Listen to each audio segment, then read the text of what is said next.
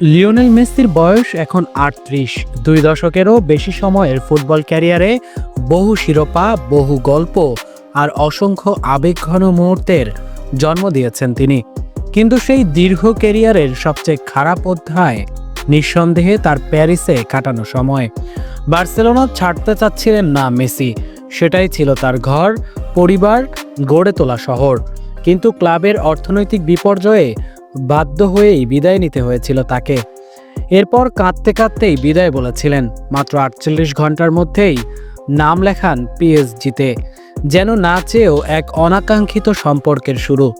বন্ধু নেইমার আর পরিচিত মুখের উপস্থিতিতে শুরুতে আশা করেছিলেন সহজে মানিয়ে নিতে পারবেন, কিন্তু বাস্তবতা ছিল ভিন্ন। কোভিড, প্রি সিজন না থাকা, প্যারিসের যানজট আর ঠিকমতো বসবাসের ব্যবস্থা না হওয়া, সব মিলিয়ে শুরু থেকেই সবকিছু যেন ব্যস্ত ও বিব্রতকর ছিল।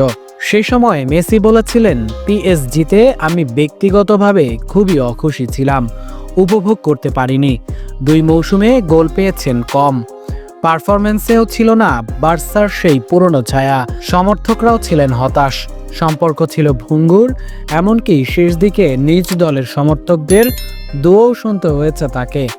অথচ এই একই মেসি কাতার বিশ্বকাপে ছিলেন দুর্দান্ত, আর্জেন্টিনাকে এনে দিয়েছেন বিশ্বকাপ। ফলে পিএসজি সমর্থকদের মনে প্রশ্ন, এই মেসি কোথায় ছিলেন আমাদের জার্সিতে? এদিকে পিএসজির ভিতরেও চলছিল অস্থিরতা। ৩ জন সুপারস্টার, মেসি, নেইমার ও এমবাপ্পে, তাদের মধ্যে কেউই রক্ষণে কাজ করতে আগ্রহী ছিলেন না। ফলে দল হয়ে পড়ে ভারসাম্যহীন। মেসিকে অনেকেই দেখেছেন কেবল এক মার্কেটিং চুক্তি হিসেবে, যার থেকে খেলোয়াড়ি সাফল্যের চেয়ে অর্থনৈতিক ফায়দাই ছিল বড়।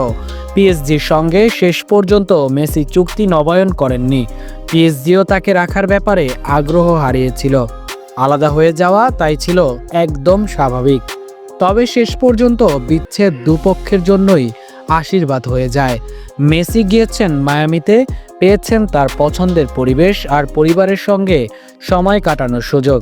আর পিএসজি নিজেদের অর্থনৈতিক ভারসাম্য ফিরিয়ে এনে তরুণ প্রতিভায় বিনিয়োগ করে অবশেষে বহুল আকাঙ্ক্ষিত চ্যাম্পিয়ন্স লিগও জিতেছে।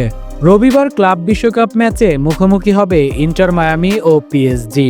অনেকে একে বিদ্বেষ, ক্ষোভের ম্যাচ বললেও বাস্তবে এটি যেন পুরনো এক সম্পর্কের ভদ্র, শান্তিপূর্ণ পুনর্মিলন, যেখানে দুপক্ষই বুঝে গেছে তারা একে অপরের জন্য ঠিক উপযুক্ত ছিল না।